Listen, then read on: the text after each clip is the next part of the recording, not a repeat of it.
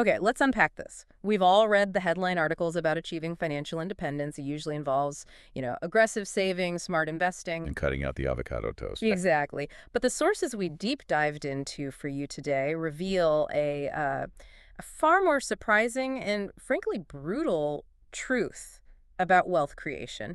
It goes way beyond those simple budgeting tips. That truth really is this. Yeah. The single biggest lever you control to achieve financial security. It isn't market returns. It isn't timing the next stock surge or even like your specific asset allocation.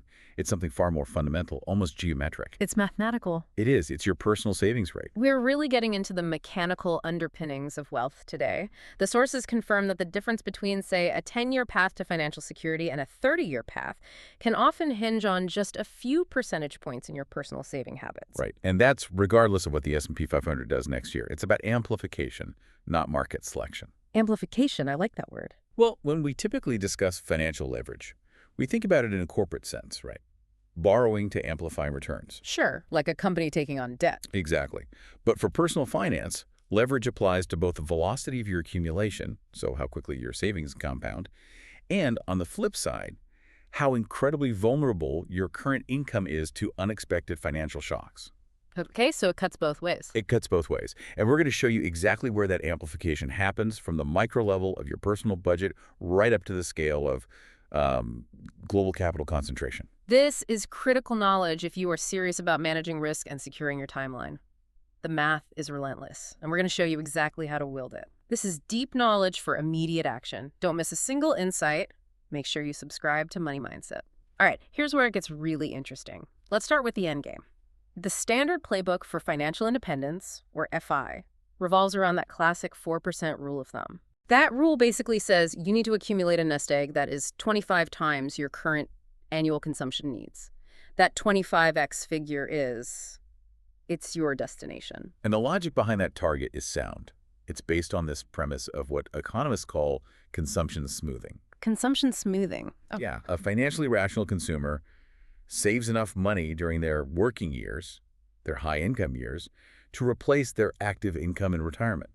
The goal is to create a relatively flat, known income stream that sustains them over their entire lifetime. Even after they stop working. Right. No big shocks. So we have the destination, 25 times your annual spending. But the data simulations we reviewed, they clearly show that the most powerful, the dominant accelerator on the path to that destination is the savings rate. Precisely. And let's define it clearly, because that's important.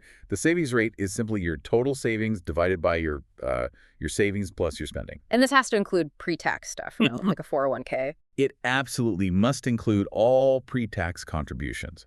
So money going into a 401k, an HSA, any investment vehicle. Why? Because that money is being accumulated even if it never hits your checking account. Right. It's income you earn, but you chose not to spend. You chose not to spend it. And the savings rate is the one variable that is fully within your control when you're pursuing FI. You can't force the market to return 15%. No. But you can absolutely choose to save 50%. And this is the magic part, what you call the geometric advantage.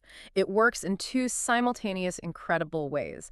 Action one is, it's pretty straightforward. Yeah, it's the brute force method. Every dollar you save immediately accelerates the growth of your portfolio through sheer principal contribution. And action two is the overlooked sort of compounding effect that delivers the knockout blow. One people forget. The one they forget. Every dollar you don't spend reduces your required annual consumption target. And since the FI goal is 25 times that annual consumption, every spending reduction mathematically lowers the total portfolio size you need to hit. Exactly. It's simultaneously accelerating your portfolio and shrinking your goal line. It's like you're running a race where the finish line is also running towards you. Wait a minute. So are you genuinely suggesting that for a 32-year-old, the years they spend agonizing over the S&P 500 versus the NASDAQ, that's all wasted time compared to just packing a lunch? That feels like heresy to the investment gurus. It's not heresy. It's just mathematics optimized for time. Look at the numbers. The simulations we saw used a modest 5% real inflation-adjusted annual return model. Okay, that's a pretty conservative estimate. It's conservative, but it's reasonable long-term. And the numbers show a profound difference. A person saving only 10% of their income will take 51 years to reach FI. 51 years? Wow. If they boost that savings rate to 15%, it drops to 43 years, which is still agonizingly slow. Yeah, that's still a full career. So what's the sweet spot? The accelerated path? The path to achieving FI in, say, 10 to 16 years, that's the period most people associate with early retirement or FIRE, that requires a savings rate between 50% and 65%. 50 to 65%. That's a huge number. It is, but look at the payoff. At a 50% savings rate, you were looking at roughly 16 years to FI. At 65%, that path shrinks dramatically. It drops the required time to about 10 or 11 years. That is exponential leverage. You've cut decades off your working life just by controlling the flow of cash. That's it. For low savers, the accumulation path is so long that they are entirely reliant on the market's compounding returns over 40 years. They are extremely susceptible to volatility. But for the high saver, For the high saver, the path is so compressed by that brute force principle saving that the portfolio return truly matters far less. that's the key insight, isn't it? For high savers, those at 50% savings rate and above, the accumulation path is so short that their total nest egg is largely just their own contribution. Right, it's not compounded capital gains. In a 10 to 15-year accumulation window, you just haven't given compounding enough time to take over. I want to focus on that point because it's so counterintuitive. We're always told that returns are everything. But the data doesn't lie. Our analysis showed that a 3 percentage point difference in the annual real return, so let's say going from a poor 5% return to an excellent 8% annual return, Okay.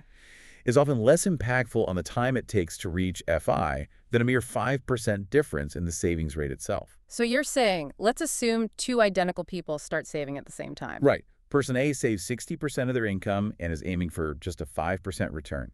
Person B saves a little less, say 55%, but they're chasing an 8% return. Person A, the high saver, is going to win. Person A will almost always hit the finish line first. That completely reframes the entire accumulation narrative. People agonize over finding a fund with a 0.01% lower expense ratio. Or whether they should allocate 5% to some high-risk sector. And mathematically, that impact is measured in weeks on the path to FI, Right. while optimizing the savings rate is measured in years, maybe even decades. It also has big implications for your asset allocation, since the high saver is relying less on maximizing capital gains and more on the sheer size of their contributions. The mistakes are less damaging. Exactly. Asset allocation mistakes are less damaging during the accumulation phase. Now, a 100% equity allocation will generally get you to the finish line the quickest because of higher expected returns. Right. But an 80-20 or even a 60-40 stock bond allocation will often get you there almost as fast. Your sheer savings volume just dampens the volatility and your reliance on pure growth. Okay, now let's tackle sequence of return risk, because this is a concept that flips entirely on its head during the accumulation phase. It does. For a retiree, a massive bear market early in their withdrawal phase, that can be devastating. It wipes out capital too quickly. Catastrophic. But for the high saver, the person accumulating the crash is actually an advantage. That sounds terrifyingly backward. It is sequence risk working for you, for the accumulator. It leverages your aggressive monthly buying power. We often measure market valuations using metrics like the Shiller KPE ratio. The cyclically adjusted price to earnings. Right, which gives you a long-term view of whether stocks are historically expensive or cheap. So if you start saving when that KPE ratio is really high, meaning stocks are expensive, A subsequent bear market early in your saving journey is not a crisis. It's the ultimate opportunity. the ultimate sale. Correct. Imagine you started saving aggressively right before the 2008 crash. You would have seen your initial, say, $10,000 portfolio drop by 40%. Painful. It feels painful. But because you were still aggressively contributing large chunks of principal, say $5,000 every single month, you are buying assets when they are dramatically cheap. You're just pouring money into the market during the sale. The sources confirm this counterintuitive finding, right? That cohorts that reach FI the fastest often start saving right around the bottom of a bear market when the KPE is low. They do. But even if you start when KPE is high, that early market crash allows you to dollar cost average aggressively into depressed prices. It rapidly increases your share count. So it shortens the worst case scenario. It shortens the overall worst case scenario for your time to FI. If you save 60%, a 30% drop in the market just means you bought 30% more shares with the principal you were already planning to contribute. It essentially dampens the negative impact of high valuation regimes because you get to buy on sale, which future growth then leverages powerfully. So we've nailed the accelerator, the savings rate, and how it leverages time and market volatility. Now we need to pivot to the emergency brake. Right. The financial risks that can instantly erode that hard-earned surplus. We need to take the corporate concept of leverage and apply it straight to your household budget to really measure your financial vulnerability. And we need to acknowledge a harsh reality here. The system is often designed to punish those who are just starting out. The very people who can least afford a 10% income drop. Exactly. So we're going to borrow two core concepts from corporate finance: the degree of operating leverage, or DOL, and the degree of financial leverage, DFL, because they brilliantly explain this household fragility. Okay, let's define leverage again, but for a person, not a company. We know it's borrowing to amplify capital, so Oh. if you use a high-interest credit card to pay for a fixed expense, like rent, You've amplified your exposure. You get the immediate benefit of a roof over your head, but you amplify the risk of ruin if your income vanishes. so leverage measures how sensitive your financial outcome, your final cash surplus, is to sudden changes in income or expenses. Perfect. And new households, particularly Gen Y and younger individuals starting their careers, they frequently have extremely high inherent financial leverage, even if they don't use high-risk investments, Just by existing. just by existing. The typical representative financial statement for Gen Y often shows a negative net worth, Wow. and it's driven almost entirely by the large balance of student loans for past consumption. And you add to this that their income is increasingly variable, right? It's a mix of a standard W-2 job and maybe some flexible 1099 contractor work on the side. Exactly. So their financial projections are thin.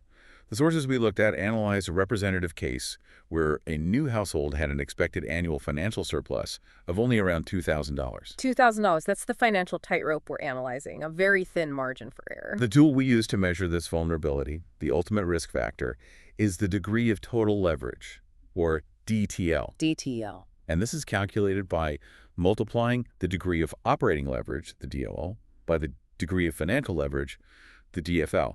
A high DTL just means incredibly high vulnerability. Let's break down the components then. First, DOL, operating leverage. What is that measuring? It measures the sensitivity of your operating cash flow to changes in your earned income. And to understand it, we really need to focus on fixed costs. Okay. Once a new household chooses a standard of living, say, they sign a year-long lease for an apartment, they commit to monthly utilities, they sign up for transportation, or take on a car payment. A huge percentage of their mandatory living expenses become fixed costs. Right.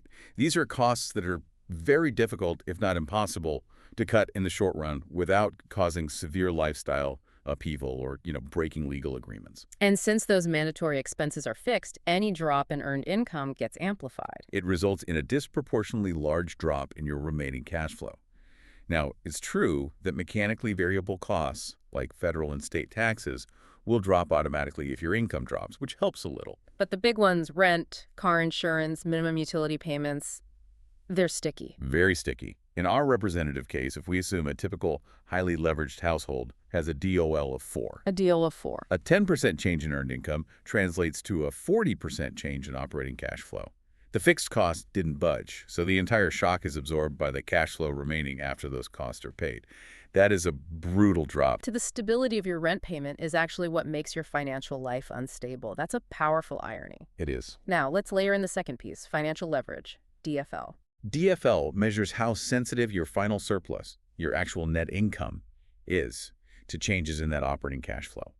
And financial leverage in the household context is high because of the required minimum payments on past consumption. Student loans, minimum credit card payments, car loans. Exactly. Those debt servicing payments are fixed, required costs, regardless of your current income volatility. So let's use the numbers slowly to build the picture.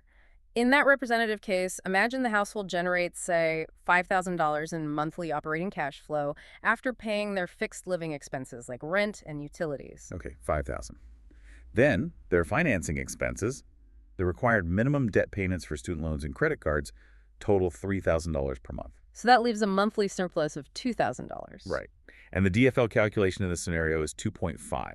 This means a 10% change in their operating cash flow results in a 25% change in their surplus, Okay, so if their operating cash flow drops by $500, which is 10% of the 5,000. their surplus drops from $2,000 to $1,500, a 25% drop. And now, the knockout punch. We combine them. DTL equals DOL times DFL. Exactly. And in this stylized representative example, A DOL of 4 multiplied by a DFL of 2.5 results in a degree of total leverage, a DTL, of 10. 10. This 10x multiplier is the shocking, sobering insight that defines financial vulnerability for the modern young adult. So a DTL of 10 means a small income shock is catastrophically magnified. It is. If that new household experiences just a 10% decline in earned income, maybe a freelance gig dries up, a bonus is cut, the surplus is reduced by 100%. 100%. 10% income shock times a DTL of 10. That slim $2,000 annual surplus immediately disappears.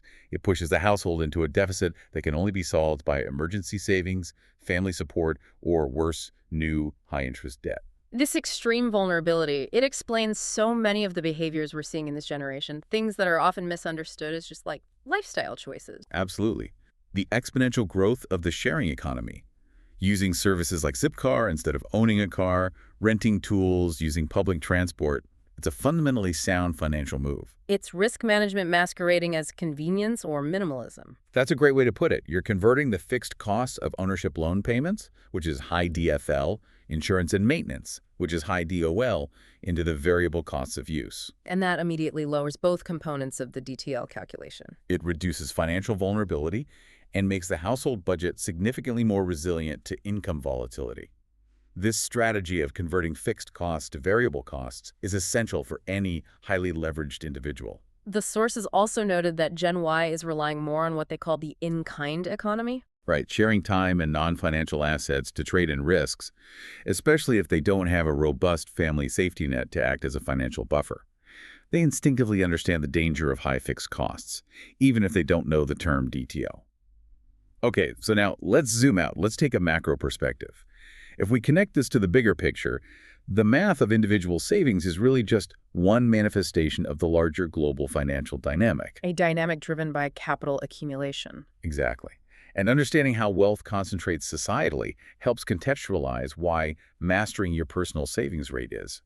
It's really an act of self-defense. In economics, capital accumulation is the driving, relentless force of capitalism, right?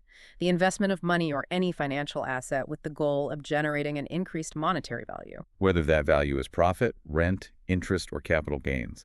This process is the engine of a capitalist economic system. It generates the resources needed for reserves, insurance, and growth. And capital accumulation isn't just buying stocks. No, it's much broader. Yeah. It includes real investment in tangible means of production like building factories or equipment. It includes financial assets that yield passive income stocks and bonds.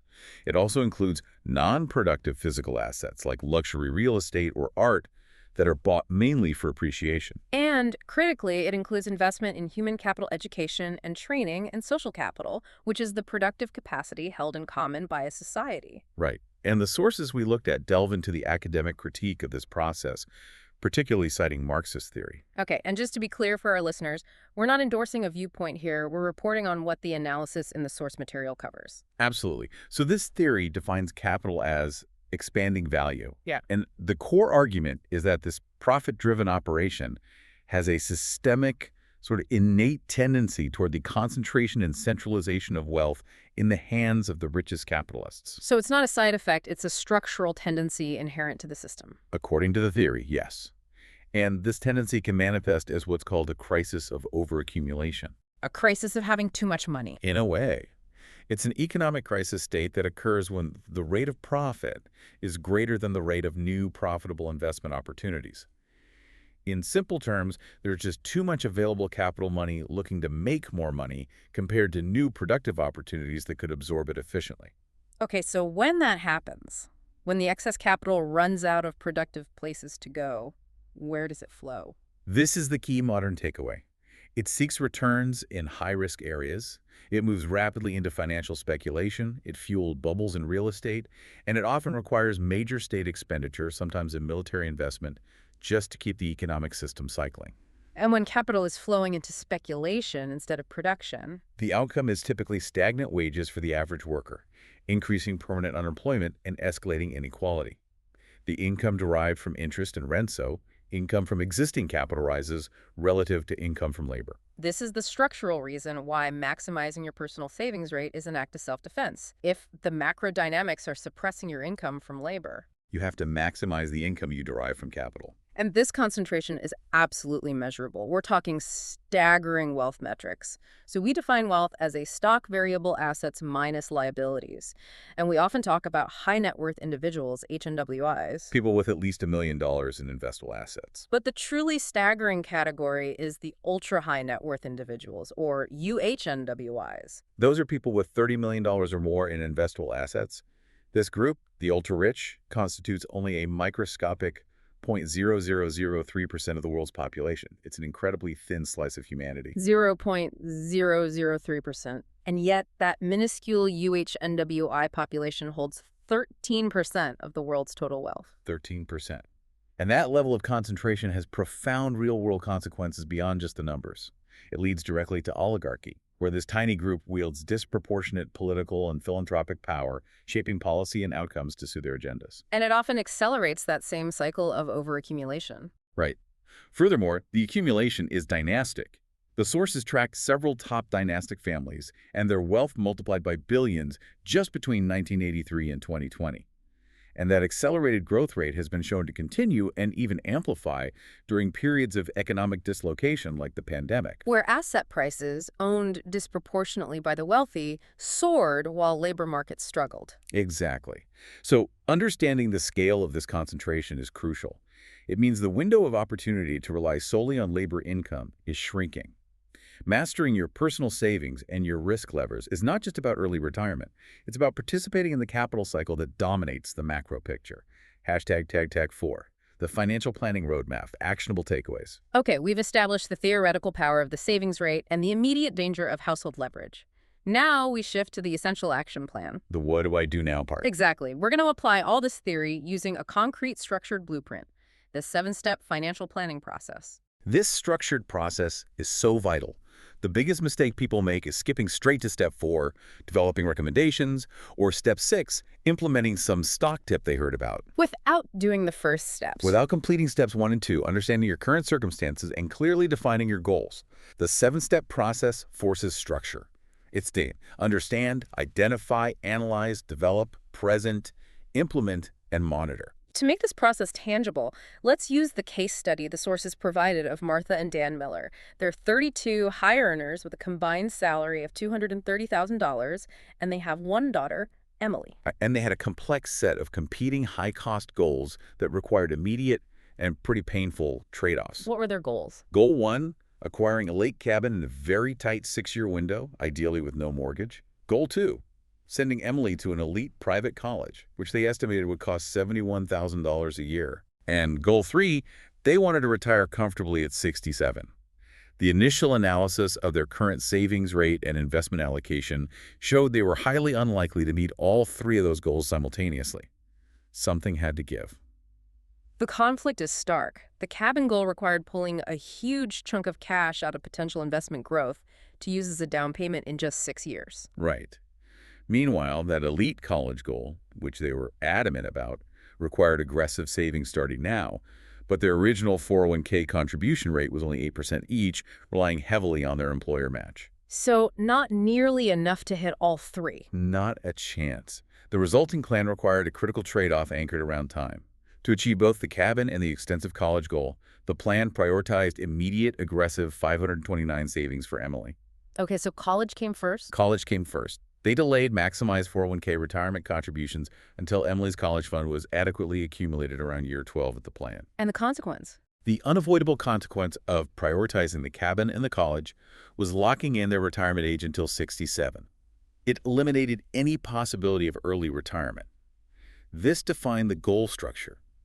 Meet all 3 goals, but only by sacrificing time leverage on the retirement front. So once the goals and trade-offs were set, what did the analysis dictate for immediate action? And I'm guessing it starts with risk mitigation. Always. The absolute first priority must always be risk mitigation, addressing the vulnerability dictated by the DTL we discussed earlier. So what was step 1? The first priority action step identified was attacking their high-interest debt, which directly lowers DFL, their financial leverage. So, refinance the existing high-interest mortgage immediately. Okay. They had a 6% mortgage they got years ago. By refinancing to a lower rate, say 4%, they achieved pure financial leverage reduction, increasing their immediate cash flow. This freed up additional monthly cash that was immediately earmarked for their goals and the cost of new insurance premiums. Next up, closing insurance gaps, which mitigates the most catastrophic income risk. Yes. Martha had long-term disability, LTD, through her employer. But Dan, who earned slightly more, did not. He only had minimal short-term coverage. So the action was, acquire adequate long-term disability insurance for Dan. And why is that so critical? A disability event is one of the single greatest financial risks a working household faces. It doesn't just cut off your earned income, it often creates massive new expenses. Instantly placing the household in a severe deficit. Exactly. LTD provides crucial income replacement. It secures the income stream that drives the entire savings plan. Without it, the whole financial structure collapses if Dan cannot work. At the same time, their life insurance coverage was dangerously inadequate. They each had only twice their salary in employer-provided insurance. Which is a benefit that often vanishes if they change jobs. And it's often insufficient for income replacement over a long period. The recommendation was to purchase additional cost-effective individual term life insurance policies. And the calculation there is to make sure the surviving spouse would have enough income replacement and funds for Emily's future. Right. We're talking about replacing potentially decades of income, not just covering funeral costs. The third, and equally critical, immediate risk mitigation step involves their legacy. They had no estate planning document. No wills, no power of attorney, and they suspected their beneficiary designations on their 401ks and life insurance were outdated, maybe still listing parents or siblings instead of each other or Emily. A very common mistake. So common. The action. Implement estate planning documents and update outdated beneficiary designations on all accounts. The lack of a plan introduces massive legal costs, delays, and ambiguity. And outdated beneficiaries can result in the assets being distributed to the wrong people, or worse, being immediately pulled out of the tax-advantaged vehicle and hit with a massive tax bill. It can derail years of careful planning with one simple mistake. Exactly. So once those foundational risk steps were underway, refinancing, insurance, estate plans, the focus shifted to optimizing their savings vehicles. Right, to accelerate accumulation and wield that powerful savings rate we talked about. The Millers had a significant cash hoard, $70,000 sitting in a low-yield savings account for emergencies and college savings. Doing nothing for them. Practically nothing. So first, liquidity optimization. Enhance yields on liquid funds. The emergency portion of that cash, $30,000 worth, did not need to earn 0.05%. It was moved to a higher-yielding FDIC or NCUA-insured savings or money market account. So it's still safe, but it's working harder. Right. It maintains conservative safety while modestly increasing wealth accumulation. Second, the major college savings optimization. Yes. Shift college savings from low-yield taxable accounts to tax-advantaged 529 savings plans. The Millers needed to open a 529 account for Emily, fund it with their existing college savings, and commit to aggressive monthly contributions. And the 529 gives them tax-deferred growth. Which is huge. The accumulation is turbocharged because taxes aren't paid annually on dividends or capital gains. Furthermore, because they have a 17-year time horizon until Emily starts college, the assets could be put in an initially aggressive allocation, high equity exposure to maximize growth, all tax-deferred. The tax efficiency alone massively boosts the effective savings rate for that specific goal. It does. Finally, investment optimization and discipline. Their small taxable investment account suffered from high expense ratios and poor tax efficiency. They were just paying excessive fees and holding mutual funds that generated big annual taxable distributions.